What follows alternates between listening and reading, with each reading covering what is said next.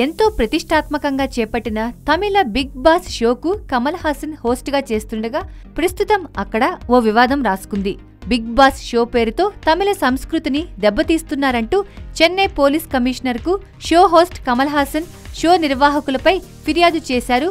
హిందూ మక్కల్ కచ్చి సంఘం secretary Kamal హాసన్ను arrest చేయాలని సంఘం సెక్రటరీ శివ కోరారు. దీనిపై కమల్ ఘాటుగానే స్పందించాడు. తనను అరెస్టు చేసినా పర్వాలేదు, బిగ్ బాస్ ఓ సామాజిక కార్యక్రమం, అందుకే ఈ షోను చేసేందుకు తాను ఒప్పుకున్నానన్నారు.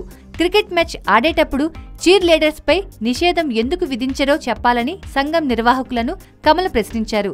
హిందుత్వ గ్రూపులు తనను కమ్యూనిస్ట్ అని తప్పుగా పేర్కొంటున్నాయని ఆయన బాధపడ్డాడు.